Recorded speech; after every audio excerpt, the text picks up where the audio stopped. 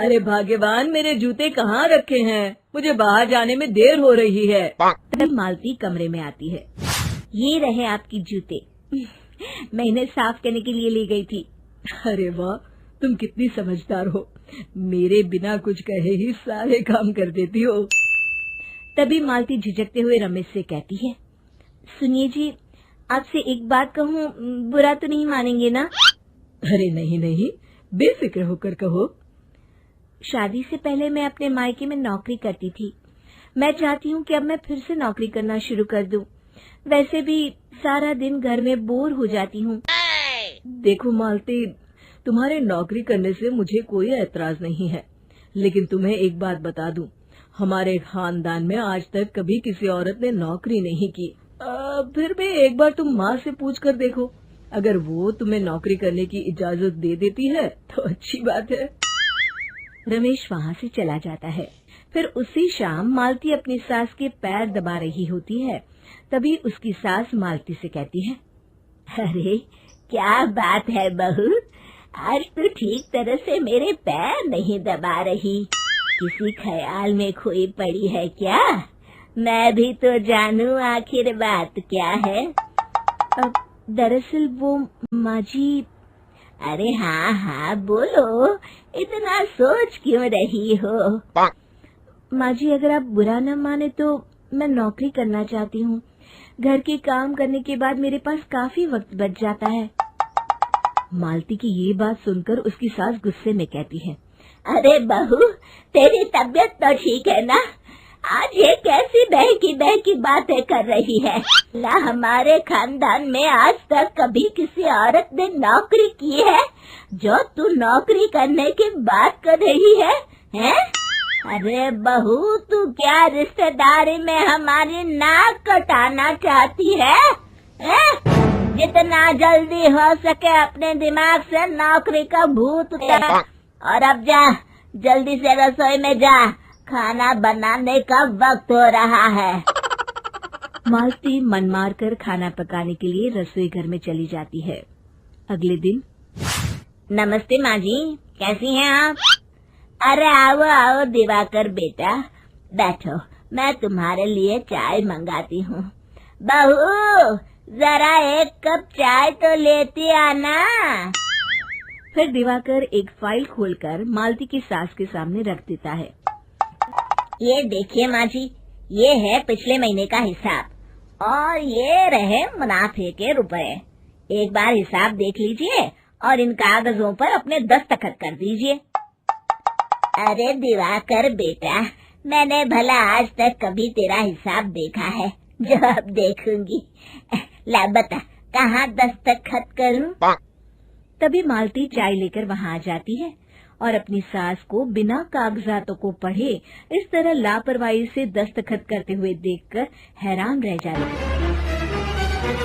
अच्छा माँ जी, अब मैं चलता हूँ, फैक्ट्री में बहुत काम है। फिर दिवाकर वहाँ से चला जाता है। कुछ दिनों बाद मालती बाजार में कुछ सामान खरीद रही होती है। तभी एक बूढ़ा आदमी उसे आवाज देता है, अरे मालती बेटी, कैसी हो? मुझे पहचाना? मैं तुम्हारी। कैसे हैं आप? मैं तो ठीक हूँ। कंपनी में कुछ भी ठीक नहीं चल रहा, यहाँ तक कि वक्त पर तनख्वाह भी नहीं मिलती। ये आप क्या कह रहे हैं? अब क्या बताऊँ, आप लोग तो कभी हिसाब किताब देखने दफ्तर आते नहीं। मेरी मानो तो एक बार आप लोग दफ्तर आकर सारा हिसाब किताब देख लो, आपको असलियत पता चल जाएगी। अच्छा बेटी, अब मैं चलता हूँ, देर हो रही है। फिर वो बूढ़ा वहाँ से आ जाता है, लेकिन मालती की सास मालती की किसी भी बात पर विश्वास नहीं करती। तभी रमेश कहता है, अरे माँ, बिना आग के कभी धुआं नहीं उठता। जब मालती इतना कह रही है तो हमें एक बार दफ्तर चलकर देख लेना चाहिए। हम लोग काफी दिन से अपने दफ्तर नहीं गए हैं। इस तरह किसी एक आदमी के भरोसे काम छोड़ना मुझे भी ठीक नहीं लगता। अगले दिन वे सभी अपने दफ्तर पहुंचते हैं और सीधे दिवाकर के कैबिन में जाते हैं। अचानक सबको एक साथ देखकर दिवाकर चौंक जाता है। अरे माँ जी, आप सब लोग अचानक यहाँ कैसे आ गए? अगर कुछ काम था तो मुझे एक फोन कर दिया होता, मैं आपके घर आ जाता। तभी मालती की सास कहती है, अरे दिवाकर बेटा, आज मैं हिसाब देखने दफ्तर आया। जरा मुझे पिछले 6 महीनों का हिसाब दिखाना तो बेटा। दिवाकर घबराते हुए हिसाब की फाइल मालती की सास को देता है। मालती की सास फाइल लेकर मालती को देती है और कहती है, ले बहू, देख ले हिसाब। मालती फाइल को बड़े गौर से देखती है और अगले ही पल उसे सारी गड़बड़ी समझ में आ जाती है। वो अपनी सास से कहती है, माँ जी, मुनीम चाचा बिल्कुल सही कह रहे थे। हमारी कंपनी में पिछले 6 महीनों में जितना मुनाफा हुआ है, हमें उसका आधा पैसा भी नहीं मिला। यूँ समझ लीजिए कि 1 रुपये में सिर्फ चवन्नी ही हमारे हाथों में आई है।